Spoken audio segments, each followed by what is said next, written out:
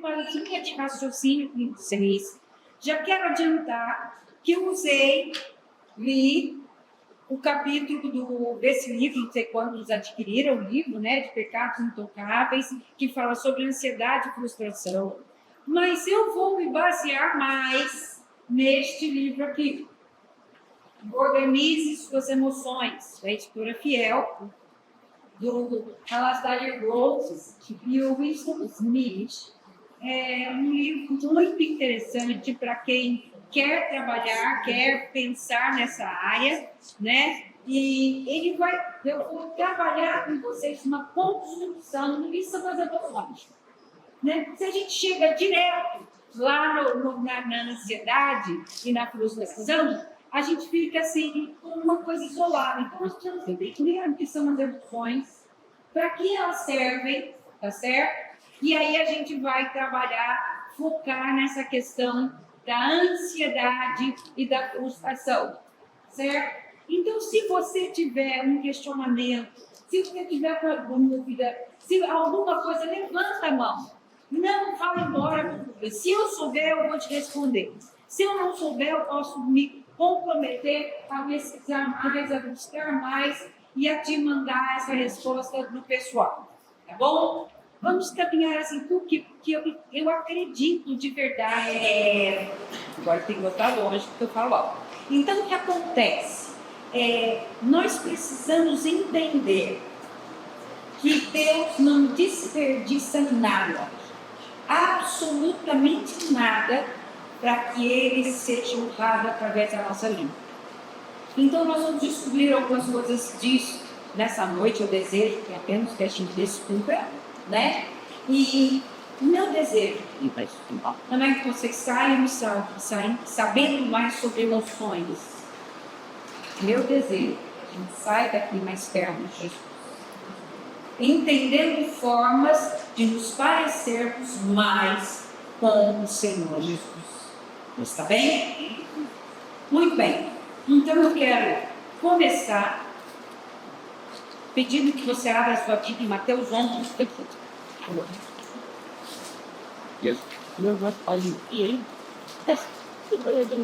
Mateus 11.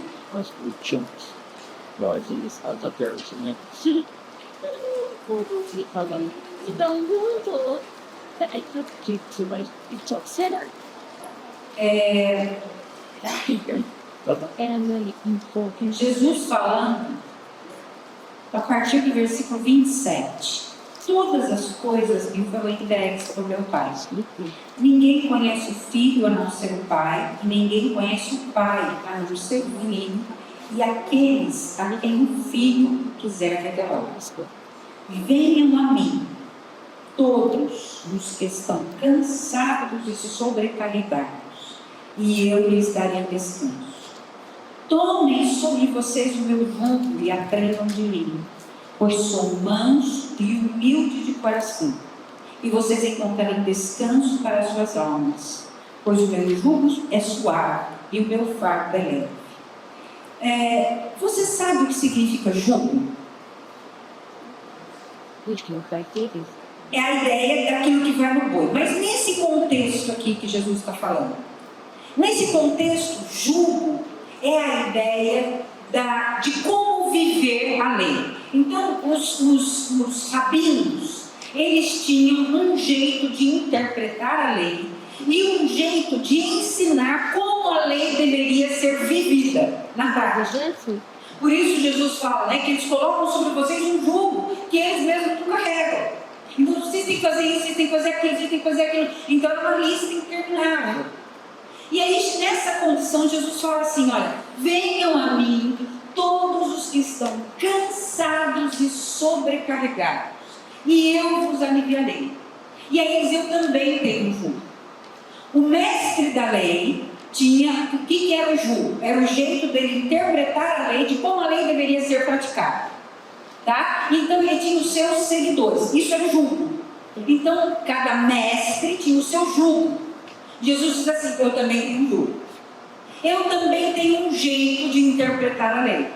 E o meu jugo é suave. E o meu fardo é leve. Ainda que ele fosse além da lei. Porque em Mateus capítulo 5 a gente vai ver que Jesus diz assim, olha, a lei diz isso, mas eu vos digo. Mas ele sempre fala, olha, não adulterarás, mas quem olhar, não matarás, mas se você tiver ódio do seu irmão, ele vai além. Mas aqui ele vai dizer, apesar disso, o meu jugo é suave e o meu fardo é leve. Você já experimentou ansiedade? Não vou nem pedir para você se manifestar. Eu já. Ansiedade cansa, pesa, desgasta, sobrecarrega. E eu gostaria que a gente começasse essa caminhada pensando sobre a ansiedade com esse convite de Jesus. Venha a mim, você, na palavra de Deus, cansada e sobrecarregada. Venha a mim, você, ânimo. Venha a mim, você, Gladson.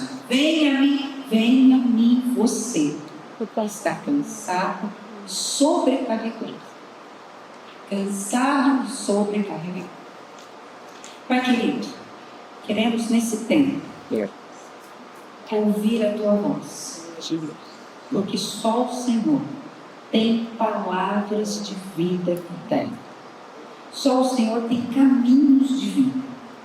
E, Senhor Deus, queremos conhecer aquilo que vem do Senhor.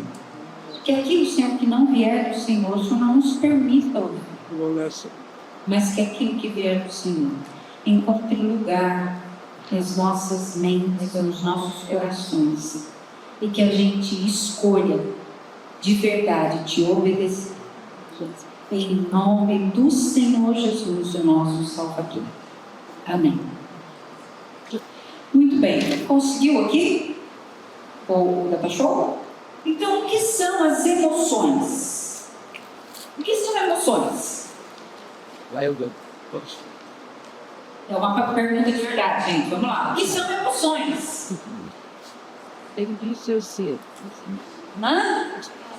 Coisas que nós sentimos, não é? Todos nós vivemos emoções. Sim, muito bem. Como é que as emoções aparecem? Através do quê? Das ações, dos comportamentos. Por exemplo, chorar. O que mais? Raiva, uma explosão de raiva. Sorriso. O que mais? Fúria. Tristeza, ficar com o semblante pesado, aquela coisa. O que mais? Desprezo, né? Que parece uma indiferença, mas na verdade é uma necessidade também, não é? Então isso aparece. Então as nossas emoções necessariamente elas aparecem através do quê? Do nosso corpo. Então é o seguinte, o nosso corpo é a lousa através da qual as nossas emoções aparecem. Ok? Muito bem. As emoções também. Então, as emoções elas são incômodas. Sim. Porque você não controla. Sim. Né? Então, de repente, você fica com raiva e você está sentindo aquilo e você não consegue segurar. Você consegue, às vezes, disfarçar, não expor, mas você não consegue segurar. Tá? Então as emoções elas são incômodas, mas as emoções elas são um presente também. Depende. Quem acha que as emoções são um presente? Quem acha que as emoções não são um presente? Quem é que acha que é presente de igreja? Né? Muito bem, então vamos lá. Nós precisamos entender algumas verdades que eu estou colocando como verdades cruciais. Primeiro, emoções são uma forma essencial de sermos portadores da imagem de Deus. Então elas são presentes. Elas são uma forma de mostrar que somos portadores da imagem de Deus. Por quê? Isso, porque Deus tem emoções, porque Deus mostra. Nós vamos ver Deus tirando, nós vamos ver Deus se alegrando, nós vamos ver Deus entristecido. Sim. Então as emoções fazem parte dessa condição de sermos portadores da imagem de Deus. Isso deve ficar claro. Para a gente começar, pecados intocáveis. Tá bom. Então, isso precisa ficar claro para a gente. Deus expressa emoções e Ele nos projetou para expressar emoções também. Né? Então, por exemplo, quando o bebê nasce, logo de cara, o que ele expressa? O choro, que é uma emoção. Certo? Então, de desconforto, mas ele precisa chorar. Não é? Muito bem. Ira, alegria, tristeza, ciúmes são expressões mostradas por Deus. Mas qual é a diferença? Deus é santo. Então todas as emoções que Deus expressa, Ele expressa de maneira santa. E nós somos projetados para isso também. Mas aí entra o pecado. E aí tudo, opa! Aí, muito bem. Então, nós vamos ver que essas emoções, elas são expressas por Deus de forma santa. E Deus escolheu se revelar na linguagem das emoções. E as nossas emoções são um aspecto da escolha dele, que nos criou para ser dele, parecidos com ele. Só que com a entrada do pecado, o pastor Leandro dá para o seguinte, que tudo que era bom ficou também ruim. Né? Então, com a entrada do pecado, é exatamente isso que aconteceu. Tudo era bom, mas ficou também ruim. E as emoções não ficaram fora disso. Ok? Passa para mim, por favor.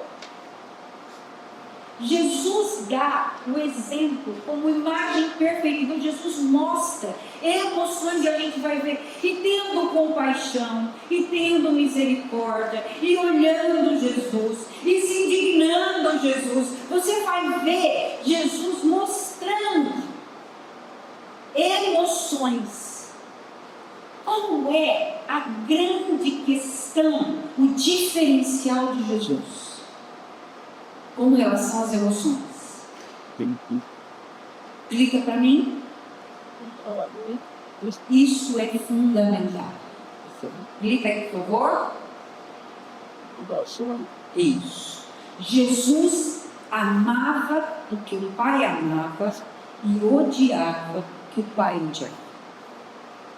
Então ele está o tempo todo alinhando as emoções dele, tanto que quando ele vai, ele se indigna com as pessoas que estão fazendo comércio no templo. Ele fala de quê?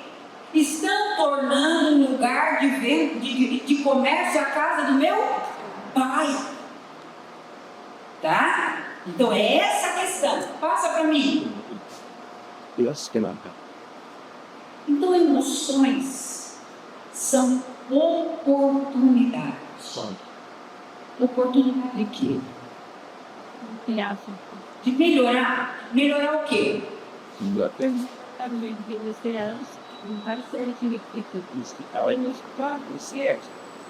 Eu acho que quando você tem esse comportamento, você tem que parar e analisar, ver o que está errado, a você melhorar na condição de não fazer nada que você precisa entender. Mas vamos lá. O problema é o comportamento? Hein? Tá, mas o corpo. Nossa, que maravilha. Vamos ver se vai funcionar? Eu aponto para onde? Vamos lá. A questão não é o comportamento. O comportamento já é a denúncia do problema. O problema é a maneira como eu penso. Ou que a Bíblia vai dizer do coração. Que vai produzir o comportamento, que é a fonte. Né? Tanto que a Bíblia diz sobre tudo que você deve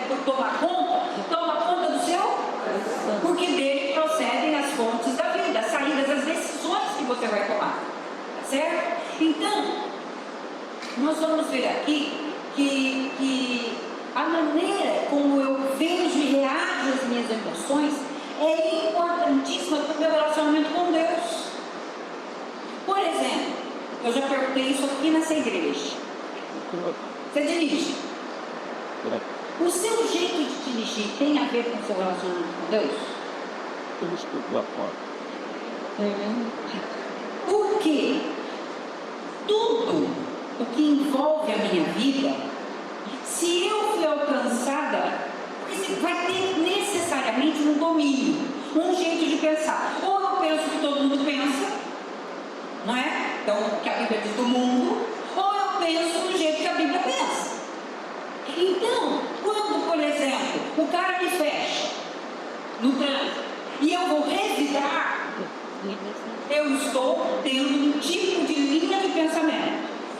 Quando o cara me fecha e eu deixo ele passar,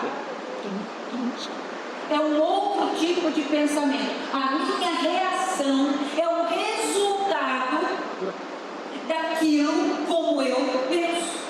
E isso tem a ver com quem domina, o que domina a minha mente. Entende? Então, se eu penso do jeito de Jesus, eu vou ter uma reação. Se eu penso do jeito que todo mundo pensa, eu vou ter outra reação. Se é o meu orgulho ferido que vai falar alto, eu vou ter uma reação. Se é uma oportunidade de eu mostrar graça àquela pessoa, porque eu entendo como uma oportunidade do Senhor, é outra reação. Compreende isso? Então, o que acontece? A maneira como eu reajo às minhas emoções, elas vão mostrar o relacionamento com Deus e com os outros. As emoções são as oportunidades mais mal entendidas. Entendam isso? Mais mal entendidas para aqueles servos em maturidade, onde a gente quer abafar as emoções. A gente não quer usar as emoções como oportunidade. Porque a gente não pensa que as emoções são presente de Deus e nos faz refletir essa condição de imagem e semelhança dele. Então, todas as nossas emoções, todas, nos dão a chance de compartilhar o coração, o propósito e a perspectiva de Deus. Todas as nossas emoções. Se a gente faz isso com elas ou não, são outros 500. Mas todas elas são. Muito bem. Perfeito. Quem vem primeiro? As emoções se originam primeiro no corpo e isso gera um turbilhão de pensamentos, ou elas se originam primeiro nos pensamentos e elas geram reações no corpo? Primeiro no pensamento? Vocês acham primeiro no pensamento? Alguém acha primeiro no corpo? Gente, não tem como dividir isso. É simultâneo. Quando você sente algo, você já pensa algo. Quando você pensa algo, você já sente algo. Então isso é tão dinâmico, tão integrado, que você não consegue.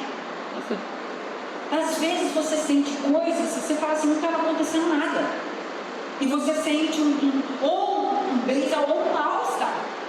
Não é? Então, a origem é mente-corpo. Não dá para separar o que está acontecendo no corpo do que está acontecendo na mente. Deus os fez integrados, perfeitos. Então, qual é o foco que nós vamos precisar entender? Como as emoções facilitam ou impedem o meu papel como representante, como alguém que é portador da imagem de Deus. Como as minhas emoções me aproximam da imagem de Deus ou me distanciam. Vamos fazer aqui uma enquete rápida. No geral, as suas emoções mais te aproximam da imagem de Deus ou mais te distanciam da imagem de Deus? Mais aproximam, levanta a mão aí. Mais distanciam. Não sabe. É o todo o resto, né? Porque um monte de gente nem se manifestou. Gente, é realmente algo desafiador. Quem pensa sobre as emoções? Às vezes a gente pensa que isso é coisa de mulherzinha, né? Os homens acham que pensar sobre emoções é coisa de mulherzinha. Que mulher que fica pensando, gente, não é. Né? E por que muitos homens sofrem demais? Porque eles não tomam consciência do que está acontecendo com eles. Então, eles acabam sofrendo e fazendo outras pessoas sofrerem, o que é pior, né? Então, vamos pensar aqui. As minhas emoções me ajudam a amar mais a Deus? Ou eu não penso nessa linha? Eu quero me ver livre do que eu estou sentindo. Por exemplo, a ira. Não é que a ira pode me levar a amar mais a Deus.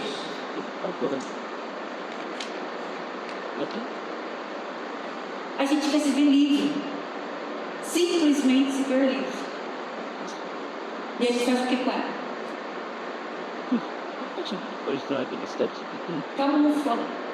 Camufla. Mas ela está ali.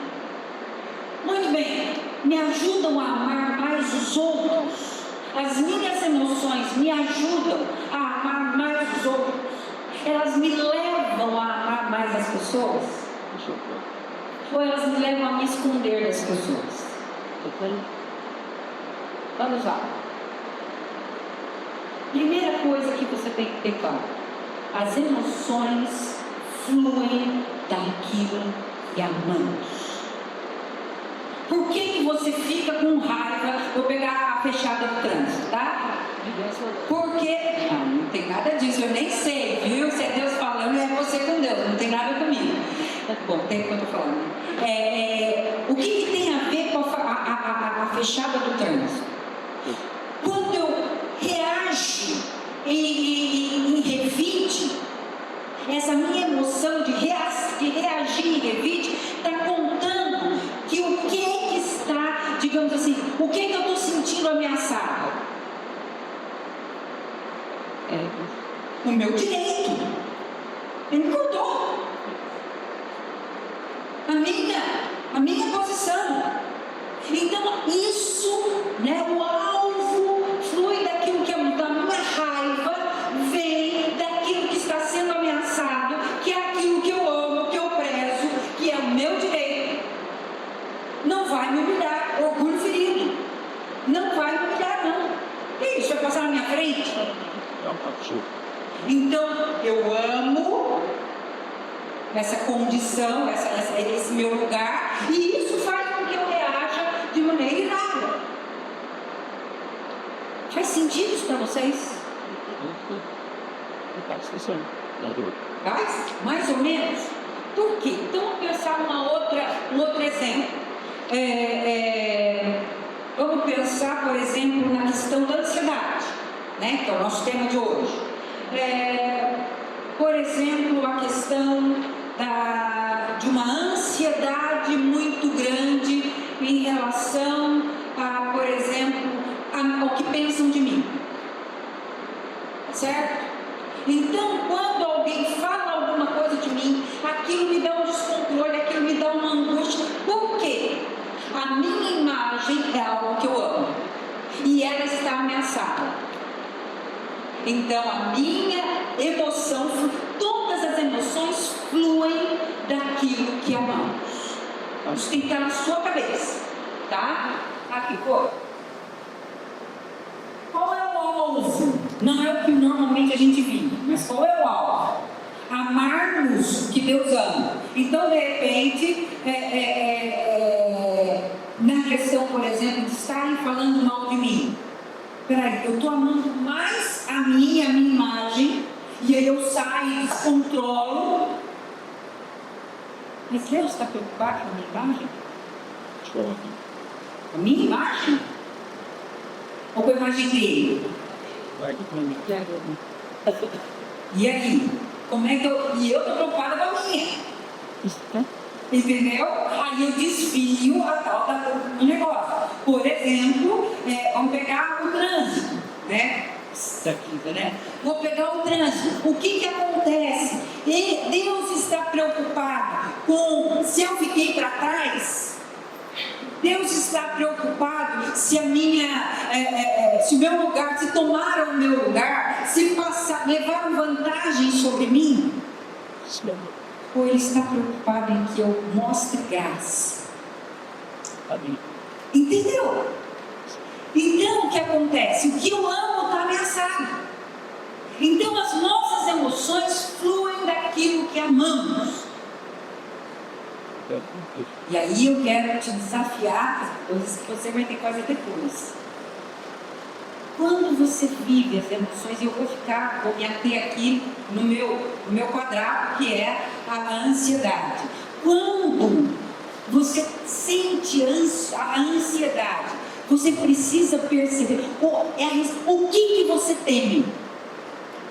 O que você tem que perder? O que está ameaçado naquele momento? O que vai te dar dica? Dica. Te dá paz. Quando a gente está com a paz. A gente está com a maçã e o homem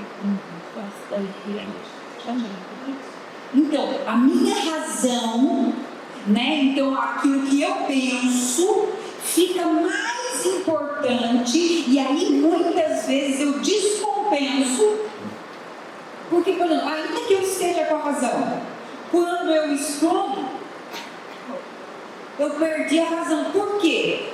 Porque eu não estou amando o que Deus ama. Eu estou me defendendo. Entende? E isso tira a gente da rota. Mas você fala, mas Ana, gente, se nós formos projetados para colocar em evidência aquilo que Deus criou de bom, o melhor jeito de viver isso é o jeito dele. Porque senão as emoções não criariam tanto desconforto como tem criado. Hoje, problemas terríveis. Obrigado. Eu vou até adiantando coisas, porque eu estou com medo de não dar tempo. Por exemplo, a ansiedade, muitas pessoas com problema de estômago são resultado de um período de ansiedade estendido. A síndrome do intestino irritável é um outro problema próprio. Já viram pessoas que ficam todas empipocadas numa situação difícil? Sabe qual é o nome disso? Nervos à flor da pele. Literalmente. Problemas respiratórios. Não é? E nós vamos ver que quem tem questão de ansiedade sente muito esse sufoco. O que é respiratório? O que é um problema respiratório? A dificuldade de pôr para dentro o que está fora ou para fora o que está dentro. Que é muito significativo nessa dinâmica de emoções. Tá? Então, muito bem. Aquilo com o que você se importa molda a maneira como você se sente. Aquilo com que você se importa. Se é a sua vez, se é a sua saúde, se é a sua reputação, se é a sua imagem, se é as pessoas à sua vida, não sei. Mas isso vai moldar a maneira como você vai se sentir. Ok? Muito bem. A Bíblia foca tudo que as emoções fazem. Abre a sua Bíblia aí, por favor. So, the good partners of God who started free. Mateus 6.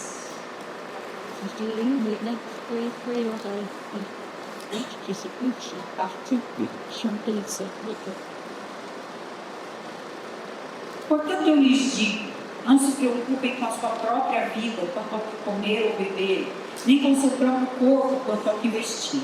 Não é a vida mais importante que a comida e o corpo mais importante que a roupa? Observem as aves do céu, não semeiam, nem colhem, nem armazenam em celeiros. Contudo, o Pai Celestial as alimenta. Não têm vocês muito mais valor do que elas? Quem de vocês, por mais que se preocupe, por mais que esteja ansioso, pode acrescentar uma hora que seja a sua vida? Por que vocês se preocupam com roupas? Vejam como crescem os lírios do campo. Eles não trabalham nem tecem. Contudo, eu lhes digo que nem Salomão, em todo o seu esplendor, vestiu-se como um deles. Se Deus veste assim a erva do campo, que hoje existe e amanhã é lançada ao fogo, não vestirá muito mais a vocês, homens de pequena fé? Portanto, não se preocupem, não estejam ansiosos, dizendo: o que vamos comer, o que vamos beber, ou o que vamos vestir? Pois os pagãos é que correm atrás dessas coisas. Mas o Pai Celestial sabe que vocês precisam delas. Busquem, pois, em primeiro lugar o reino de Deus e a sua justiça, e todas essas coisas lhes serão acrescentadas. Portanto, não se preocupem, não sejam ansiosos com o amanhã, pois o amanhã trará suas próprias preocupações. Basta cada dia o seu próprio mal. O que é que o texto está contando? Dos nossos amores. Dos nossos amores. A nossa saúde, a nossa vida, a nossa alimentação, o que vai acontecer amanhã, os nossos amores. Certo? Então, o que é que as emoções fazem? De acordo com a Bíblia, o que as emoções fazem? Primeiro, as emoções comunicam valor. Elas contam daquilo que você e eu valorizamos, tá? Então, daquilo que nós amamos. Muitas vezes isso pode se alterar. Vamos imaginar, esse livro traz então uma história muito interessante, que ele e a esposa, não tinham filhos ainda, e estavam desejando muito comprar uma casa. E estavam orando a respeito disso, e estavam procurando, e tinha que estar no orçamento deles, essa coisa toda. E aí, finalmente acharam uma, pegaram alguns conselhos, não estava boa, mas eles iam assumir uma dívida grande. E aí, quando eles foram no dia, eles estavam felizes e olhando a casa e vendo e planejando o que eles colocariam, o que eles fariam, os concertos que teriam que fazer. E aí ele até fala: se você fosse de manhã e visse a gente, você veria uma série de emoções. Aí eles voltaram à noite para ver a casa à noite. Já tinham comprado. Aí quando eles chegaram, eles viram quanto a casa era escura, quanto a rua era escura. Eles viram que, por ser uma casa antiga, tinha pouca iluminação. Então tinham pontos, mas não tinha muita iluminação. Que tinham coisas. E aí disse que a esposa dele sentou no chão e falou assim: será que a gente fez a coisa certa? Ele falou: como é que é? Não sei. E aí, os dois estavam vivendo a mesma angústia. Aí você fala assim: duas emoções diferentes no mesmo dia. Parece que não é o mesmo casal. Por quê? Porque eles estavam olhando e a questão da dívida, a questão do que aquilo poderia gerar, à noite falou muito mais alto do que a questão da expectativa do que eles construíram ali, falou alto de manhã. Revelam os nossos amores, e que podem aparecer de forma diferente na mesma coisa, envolvendo mesmas pessoas ou mesmos objetos. Claro isso? Você, num emprego, em determinado momento, acha que aquilo é o máximo. No mesmo emprego, você acha assim: nossa, o que eu fiz? O que eu estou fazendo aqui? Tá? Isso está. A questão não é o emprego, são os amores que estão aparecendo. Ok? Então, as emoções comunicam valor, as emoções ajudam a nos conectar, elas favorecem que a gente se relacione.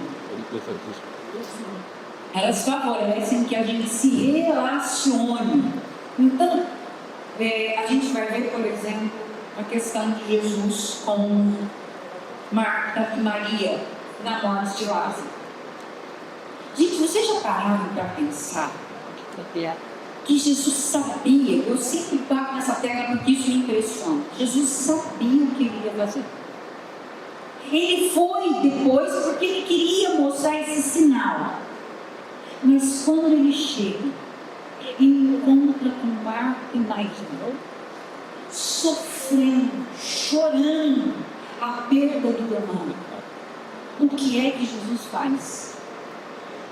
Ele chora também.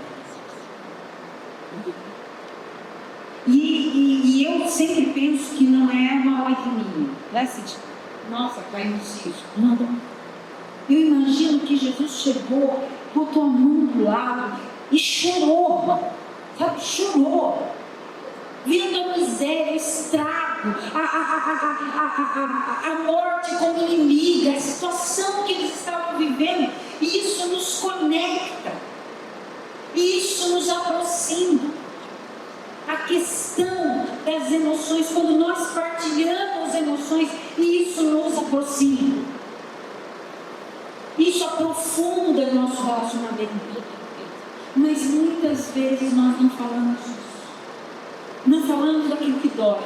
Não falamos daquilo que nos faz sofrer, daquilo que está quebrado dentro da gente. Não falamos daquilo que, das nossas expectativas. Não falamos daquilo que perdemos. Não falamos. Só que as emoções nos tornam mais próximas. De quem? Vamos pensar, né? Numa situação dessa. Por isso a Bíblia diz que a casa do luto é um lugar onde há mais sabedoria. Por quê? Porque o disfarce das emoções fica muito mais difícil. Na festa a gente disfarça. Faz uma boa maquiagem, dá um jeito. Não que não. Tem jeito. Então nós precisamos entender isso. Então, vamos para frente. Então, as emoções, o que elas fazem? Primeiro elas comunicam valor. Comunicam aquilo que eu valorizo. Segundo, as emoções nos conectam. Nos ajudam a criar relacionamentos.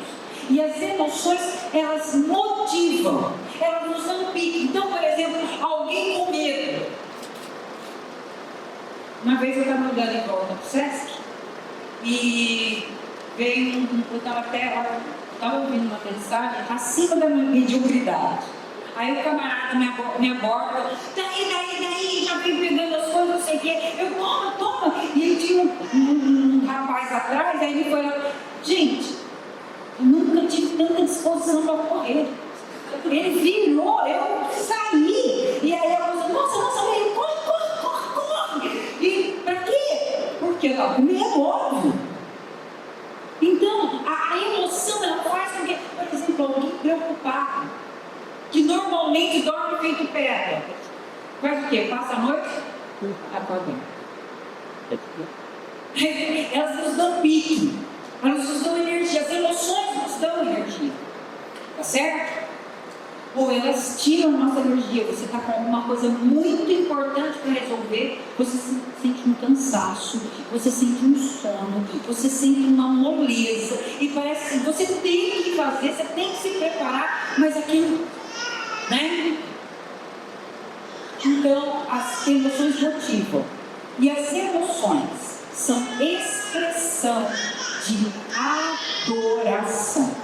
Por que elas são expressão de adoração? Porque elas revelam o nível da nossa conexão com Deus. E se eu não fizer as coisas por Deus, eu vou fazer as coisas por mim. Então eu vou adorar a Deus. A questão é quem? Porque se elas expressam aquilo que eu valorizo, elas vão apontar para alguém. E elas podem apontar para Deus, mas elas podem apontar para outras pessoas das situações. E vão constituir uma adoração. Tranquilo até aqui? Claro, muito bem. Se Deus é o nosso maior amor, é Ele quem vai emocionar. Se Ele não é, de fato, e as emoções elas denunciam isso. Então, por exemplo, agora eu vou falar de mim, né? Eu tive uma crise de ansiedade muito intensa. Muito intensa. E, para ser honesta com vocês, quem era o alvo? Quem era o meu valor? Eu mesma. Então eu vou ter um piripaque daqui a pouco, vai acontecer alguma coisa daqui a pouco. Eu comecei, e aquilo criava. Por quê? Porque eu queria proteger a mim.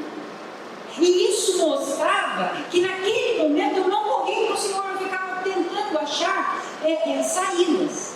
Aí eu fui puxar na minha mente e eu fui ver que há muito tempo eu fazia esse tipo de coisa, de maneira mais branda. Então, por exemplo, eu vou daqui para tal lugar, para Ubatuba, eu vou dirigindo, então se tiver algum problema, eu já ficava pensando onde eu poderia arrumar um abrigo, um socorro, e eu comecei a treinar a minha cabeça a promover, digamos assim, escapes para mim mesma. Orando todos os dias, lendo a Bíblia todos os dias, buscando ao Senhor honestamente. E isso acontecendo muito. Eu não entendi, eu não percebi o que eu estava, até que eu tive um piripaque. E comecei a ver que aquilo vinha há mais tempo que talvez. Compreende? Muitas vezes nós vamos criando esquemas que não é nossa intenção colocar Deus de fora, mas nós estamos. Vamos andar um pouquinho mais e isso vai ficar um pouco mais claro. Vamos lidar com ansiedade e frustração, né? Ansiedade e frustração, elas estão do mesmo tamanho, tá, gente? Porque a ansiedade gera frustração, a frustração gera ansiedade. Elas estão do mesmo tamanho. Então, nós temos duas perspectivas bíblicas para a gente enxergar. A primeira, emoções são moldadas pelo que você ama. Já ficou claro isso? A segunda, você deve lidar com as emoções. A Bíblia não nos isenta da necessidade de lidar com emoções. E não é que você tem que ir para psicólogo, não. Não tem nada a ver com isso.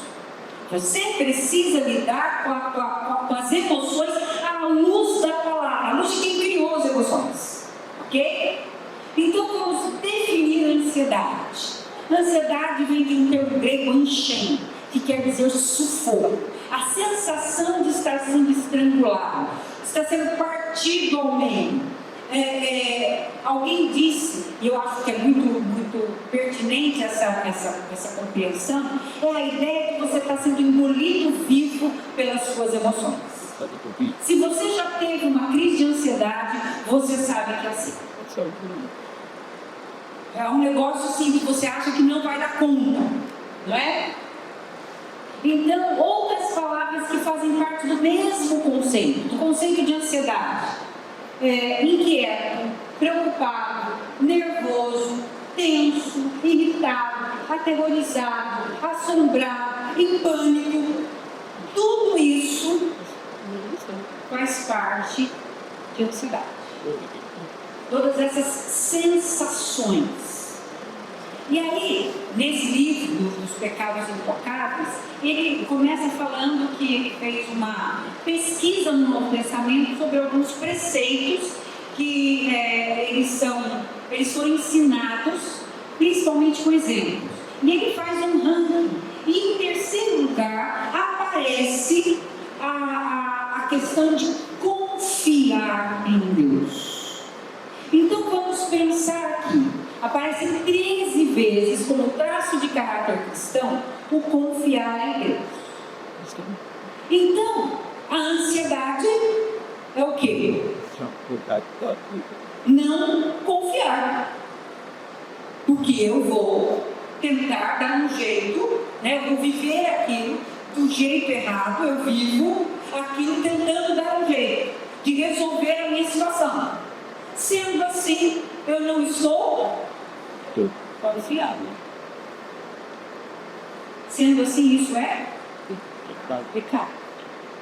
Aí você fala assim, e aí é que eu quero pensar com vocês. Tá, e aí? A gente faz o que com isso? Presente. Real. As sensações são reais. E é aí que nós precisamos entender que isso também é uma oportunidade de Deus. Isso também é um presente de Deus. Por quê? Porque Deus quer que a gente use a ansiedade na direção de glorificar Ele. Olha como Deus é especial. Então vamos pensar como isso pode acontecer. Eu estou no relógio. Vamos lá. O que a ansiedade comunica? A ansiedade comunica que algo que você valoriza está sob ameaça. Algo pode acontecer de ruim para você a qualquer momento. Queridos, o medo, né? Igual que a gente sente quando a gente tem ansiedade, o medo é o melhor mapa para identificar o que você valoriza. Por exemplo, medo de passar mal. O que eu estou valorizando? A minha saúde, a minha vida. Tá certo? Medo de, por exemplo, ser mal vista. Medo, por exemplo, de não pagar uma determinada dívida. No ponto que aquilo me toma, que aquilo me governa. Qual é a grande questão?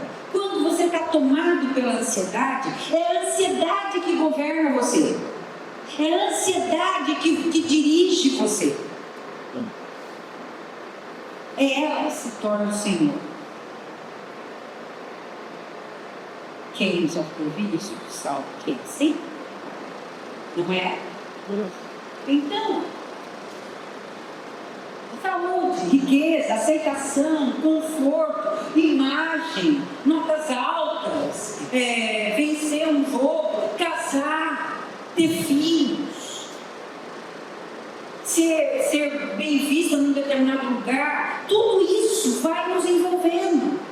Alcançar, chegar a ver, né? Às vezes, por exemplo, eu atendi pessoas que tinham crises de ansiedade de pensar que pessoas que elas gostavam pudessem morrer. Então elas viviam aquilo como se aquilo estivesse acontecendo.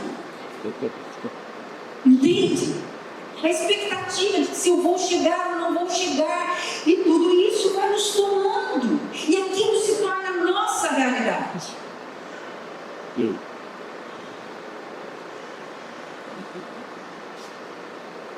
É interessante que a Bíblia também nos mostra a ansiedade produtiva. Abra sua Bíblia lá, em 2 Coríntios 11, 28.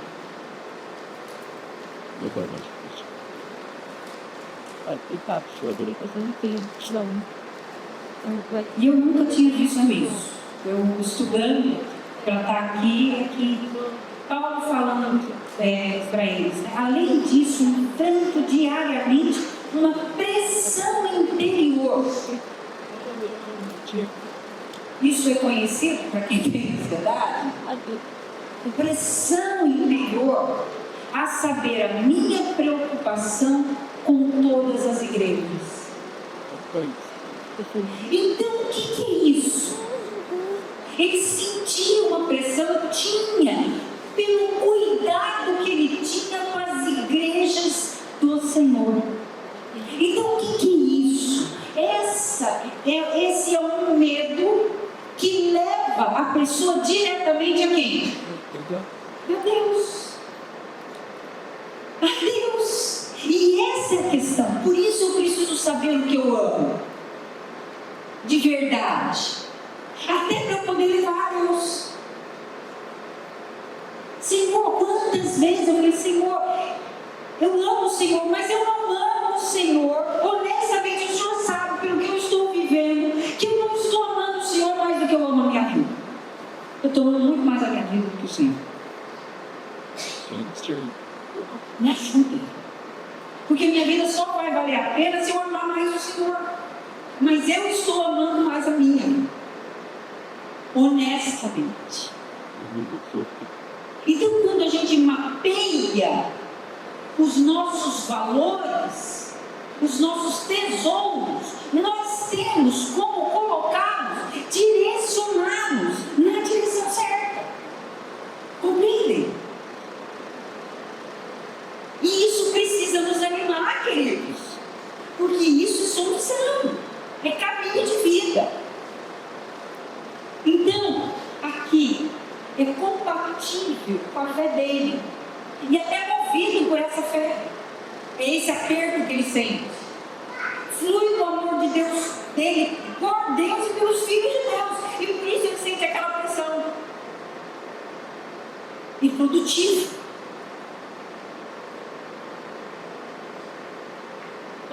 Bom, é isso. Onde o medo floresce, ali o seu coração também vai florescer. O problema é onde? Né? Vamos lá.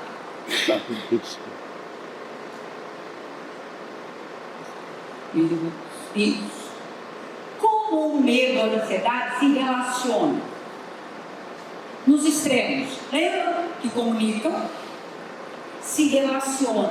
Se relacionam como? Normalmente, quando você tem medo ou você tem ansiedade, você vai para os extremos. Ou você se isola, e normalmente para evitar o contato com pessoas que tragam aquelas sensações, ou você fica grudado em alguém ou em algumas pessoas.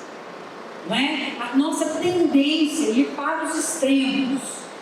Normalmente ficamos com aquilo que nos dá mais sensação de segurança. Se é ficar isolado, a gente se isola. Se não, né? Perigo. Os padrões de funcionamento que a ansiedade nos leva. Né?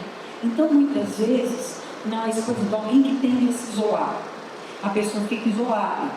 Então, ela vai ficando. Então, cada encontro, cada aproximação com as pessoas vai ficando cada vez mais difícil.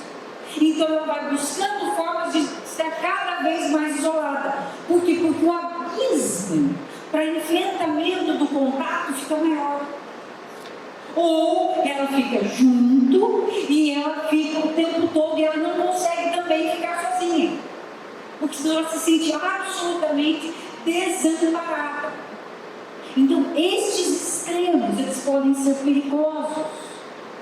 Por quê? Porque, de novo, a gente está perdendo de vista quem nunca deixa de estar conosco. Porque nas emoções, as emoções muitas vezes roubam a nossa visão da presença de Deus. Porque a gente fica tão tomado que a gente se perde. Então, a bênção, e essa é uma coisa que eu experimentei, uma das coisas, quando eu tive essa crise mais forte, eu falei assim, a primeira coisa que eu pensei foi que eu sou uma farsa. Eu sou uma fraude. Né? Não sou crente em nada, sabe? O que é isso? Como é que isso está tomando conta de mim desse jeito? E assim, foi aula. Deus não desperdiça nada para trabalhar. Mas, queridos, foi uma situação tão pesada, tão difícil, que eu não tinha coragem de ir ao mercadinho, que é uma quadra da casa do meu pai. Eu não tinha essa coragem. Quando eu fui e voltei tensa. Eu olhava e falava assim, está todo mundo vivendo normal. Gente, por quê? Porque aquilo... E depois, conversando com os irmãos, uma das coisas que foi colocada, eu achei muito interessante, realmente, eu acho assim, é que às vezes a gente não acha que crentes estão sujeitos ao pecado de Deus. A gente não acha que Deus possa trabalhar conosco naquele momento. E certamente, poder dizer para vocês isso, neste momento, é poder também testemunhar a graça de Deus nestas situações, da mão de Deus, de colocar de dentro de pessoas, de poder compartilhar quando você fala de algo, porque tinha um orgulho. Como é que eu vou dizer que eu tenho uma crise de ansiedade? Me desqualifica como crente, me desqualifica como profissional, me desqualifica. Porque eu estava preocupada com a minha imagem. E aí foi outra coisa que Deus precisou tratar na minha vida. Compreende? Então nós precisamos entender que não tem ninguém. O pecado nos nivela por baixo, mas a graça salvadora nos nivela por cima. Entendem? Mas isso precisa, porque nós precisamos lidar. Nós ficamos maquiando, fingindo. Tem gente que tem problema com ira. E a pessoa sofre, as pessoas que estão à volta sofrem, mas não lidam. E outros tantos. Então o que acontece? E eu vou ler para vocês que está aqui atrás. Nada é tão poderoso, nada extingue tão poderosamente o fogo do medo do que a presença de alguém em quem confiamos. E isso é verdade. Quando você tem alguém em quem você confia, o medo ameniza. Mesmo que você saiba que aquela pessoa não vai poder fazer nada. Nesse livro, um dos autores diz assim, que quando ele ia colocar, ele tinha medo de colocar o lixo no dele, e a companhia do gato ajudava que ele se sentisse melhor. Imagina, se fosse comigo, isso ia com pavor, porque horror a gato. Mas no caso dele, o gato, o que o gato podia fazer? Gato ainda? Mas cachorro, né? Ainda é mais companheiro, mas gato. Mas não é muito lógico. Então, querido, se você vive essa situação, divida com alguém de confiança. Partilhe, abra, fale, porque isso já vai ajudar. Vamos para frente. Isso. A esperança bíblica. Deus está conosco. Então, a esperança e o conforto do compromisso de Deus. Deus tem um compromisso conosco. De quê? De estar presente, de estar próximo, de nunca deixar a gente. É o Emmanuel. Nós não lembramos disso na hora que as emoções vêm, mas este é o desafio. Precisamos lembrar: o Senhor está comigo. Você tem aí, você ganhou, não é nem desse livro, nem desse outro livro. Esse aqui é de um texto do John Piper. É uma seleção de versículos bíblicos para situações de ansiedade. Um dos versículos aqui que me acompanha e que foi assim um grande impulsionador numa situação que eu estava cheia de medo e que eu vi, abri o texto e li aquilo, eu caí em choro. Por isso não tenho, porque eu estou com você. Parecia que Deus estava ali do meu lado dizendo: não tenha medo, pois sou o seu Deus. Eu te fortalecerei e te ajudarei e te segurarei com a minha mão direita vitoriosa. Ouvir aquilo, ouvir Deus falando aquilo. Sabe? Nós precisamos lembrar a nós mesmos, porque estamos numa cultura que diz: você é mais você, você se basta. Memorize esses versículos, porque em situações que a coisa vem, você precisa trazer à mente as verdades a respeito do Senhor. Quando nós banalizamos essas realidades e contamos só com a gente e com o nosso descontrole, isso é terrível. Que nós banalizamos verdades do Senhor. Deus é suficiente. mas também se tornou a comunhão de pessoas para nos ajudar. Ele se vale de pessoas para caminhar conosco. Pessoas que orem com você e por você, que ouçam as suas questões sem ficar julgando e te ajude a se colocar na direção certa. Entende? Como isso faz falta? Como isso faz diferença? Pessoas que dizem, não é assim, não. Ela deixa você falar. Ela fala assim, mas você lembra isso que a Bárbara diz? Mas você lembra aquilo que o Senhor fez? Ela não vai entrar em embate com você. Então nós precisamos disso. Reforçar, né, a presença de Deus em nós, entre nós. Nós vamos lembrar que o quanto Deus tem cuidado, o quanto Ele tem sido presente. Você precisa colocar a sua vulnerabilidade. Nós, na época do empoderamento, em que a gente era estimulado o tempo todo, você pode, você consegue, você sabe, você vai, você domina, você vai além, você é o melhor. Vocês sabiam que Jesus é o maior modelo de desempoderamento? Lembram lá da mulher samaritana, o poço?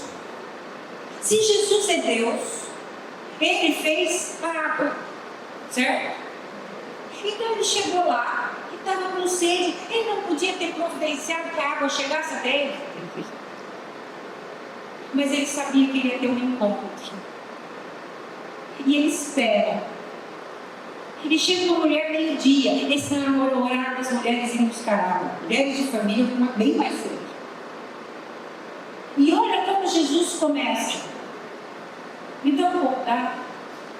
Ele começa pedindo. Pedindo. Isso é desempoderamento. Fale da sua vulnerabilidade. Se alguém vem falar disso para você, ouça a vulnerabilidade do outro.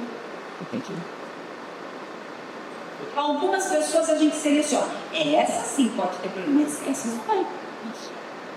Essas não vai.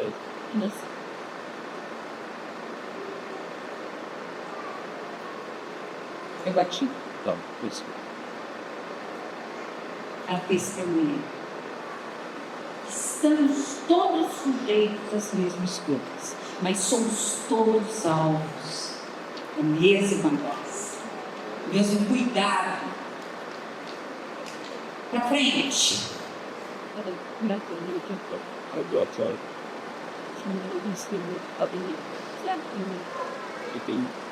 Aí, como você dá de motivo?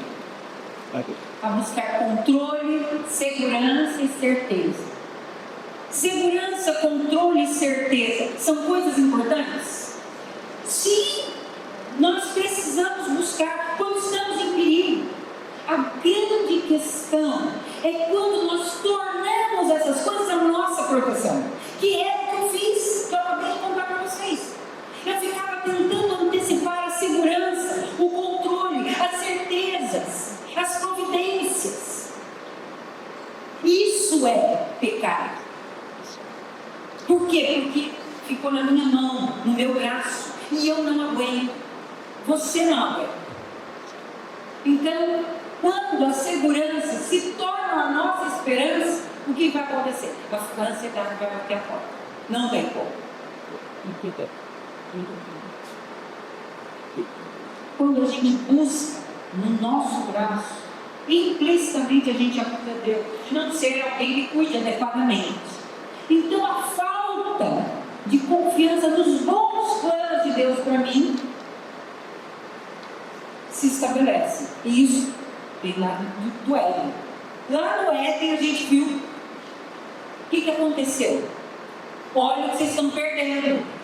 Podem tudo isso, mas não pode isso. Ou seja, Deus não está sendo tão empenhado assim. Deus pode estar me deixando lesado em alguma área. Não podemos voltar a esse lado. Compreende? Não está na autoproteção. Tá? O problema não é esse. O problema é fazer da autoproteção a minha segurança. Ok? Qual é a esperança bíblica? Nós nunca vamos ter 100% de segurança, de certeza, não, de controle, não vamos ter. Vamos estar o tempo todo cercados por incerteza e por perigo. Qual é a grande questão? Eles precisam apontar para uma pessoa. Para uma pessoa. Vocês não estão vendo, mas a pessoa é o Senhor Jesus, que é a segurança real, não é? Para frente, nós já estamos. Com o que você tem se importado? Que tem ocupado? O que você está fazendo ativamente a respeito da sua ansiedade? Que posições, que passos você tem tomado? Em que situações você sente ansiedade? Ou medo? Em lugares, no escuro. Há um número altíssimo de adultos que têm pavor no escuro. Em trechos de estradas, em lugares, em festas, em velórios, em datas especiais, pessoas que às vezes o registro dela de situações de Natal era sempre tão ruim, e quando começa a chegar Natal, ela começa a ficar em ansiedade, porque a sensação de que aquelas experiências ruins vão acontecer. Então, em que situações a ansiedade te assalta, te assola? Você precisa ter isso claro, perto de determinadas pessoas. Tem determinadas pessoas que geram. Por quê? O que elas ameaçam? Você precisa lidar. Essa é a questão. O que está fazendo? O que você está fazendo em relação a isso? Você se automedica? Você escapa do álcool? Você escapa das redes sociais? Você vai para os jogos, os smartphones? Você trabalha demais? Você fica devaneando? O que você faz? Você vai para a pornografia? O que é que você tem feito? Porque é pecado em cima de pecado. Mas a gente, como aquilo começa a ficar tão incômodo, que você vai criando escapes que vão te afundando e te escravizando. Porque isso que o inimigo quer. Nos escravizar. Pergunte para você mesmo: por que eu me importaria se X acontecesse?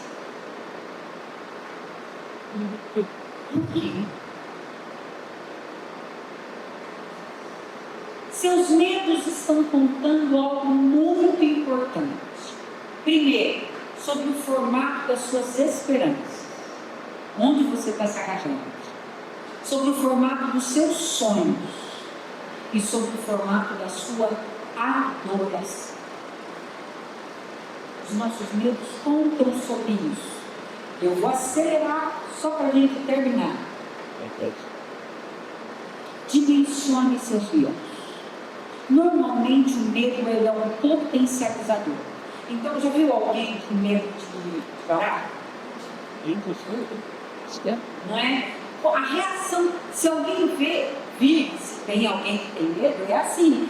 A sensação é de que é um dragão, né? Que está ali frente a frente já, e você já está dentro da boca dele. Por quê? Porque o medo, ele potencializa, ele exagera. Nas relações emocionais, nas relações que a gente vive, nós precisamos de pessoas que digam assim: é desse tamanho mesmo? Entende? Eu preciso de alguém que me ajude a dimensionar. Por quê?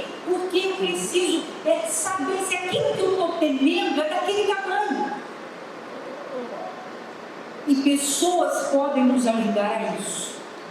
Perguntas que vão abrir caminho para que o Evangelho nos encontre.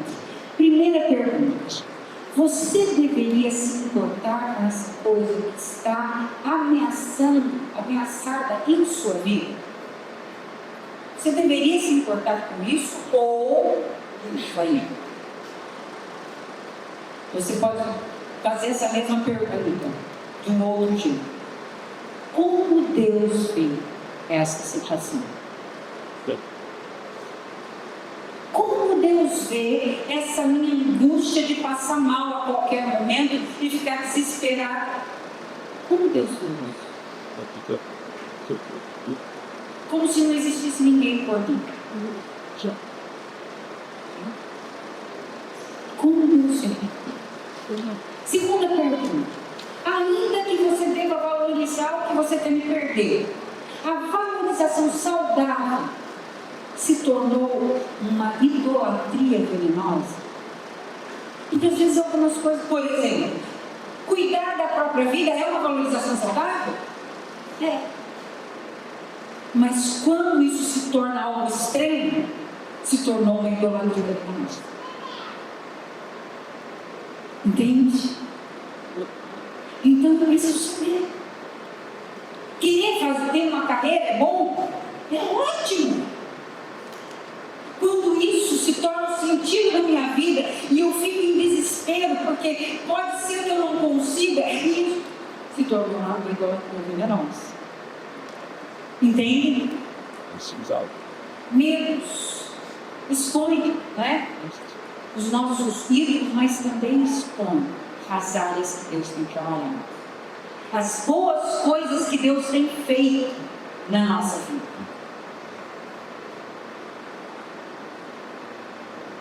Aprenda a voltar-se para as Escrituras. Então nós temos lá 1 Pedro, mas nós temos um outro jeito de ver 1 Pedro. Lancem seus medos diretamente nas mãos dele. Depositem seus frágeis tesouros no colo dele. Entregue toda a sua ansiedade. Por quê? Porque ele cuida. Mas nós precisamos lembrar todos os que a gente disse várias vezes ao dia. Se essa é a sua luta, como é a minha, ele pensa em você. Ele tem interesse em como você tem vivido. Ele olha por você. Ele age em seu favor. Ele toma conta de você e dos que te envolvem. Ele garante que vai ver a sua obediência. Ele te convida para ir lá, cansado e sobrecarregado, e ele perdoa. Senhor, perdoa a minha desconfiança. Doce. E me ajuda, me ajuda que as tuas verdades prevaleçam na minha mente. Atravessa a ponte. Atravessa a ponte. Sai da paralisação. Vai em direção à vida. Não vai acontecer assim, porque Deus vai tratando. E Deus usa sobreviventes. Coisas que eu sempre fiz nesse período em que eu fiquei assim, eu não conseguia imaginar fazer. Mas eu quero que sempre perceba que Deus conhece, que Deus trata conosco, que Deus nos tira de situações. Ele vai nos dando, Ele vai mostrando a graça, o agir, abençoando outras pessoas que a gente nem pensa. Encare seus medos, lide com seus medos com Deus. Coloque Deus nos seus medos. Coloque Deus na sua situação de medo. Ele é o único que pode. A última palavra é do Senhor, não é das minhas. Não é das minhas. Não é da automedicação, não é nem da medicação. Não estou dizendo que você toma medicação para parar, não é nada disso. Eu estou dizendo para você que isso não resolve. Você precisa ir no caminho da solução. Os menores atos de fé na misericórdia de Deus aumentam o nosso amor por Ele. Vão fazer com que a gente vá conhecendo a Ele melhor. Emoções, oportunidade para a redenção do coração. Então, quando nós pensamos, não é? E eu quero terminar com o texto que eu comecei. Venham a mim todos que estão cansados e sobrecarregados, e eu lhes darei descanso. As emoções são oportunidade para que Deus mostre a redenção dele para com o nosso coração. Entende? E é isso.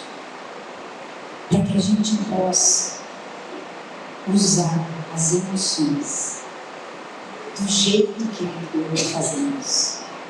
Que elas sejam vividas, todas elas, com alegria, com graça.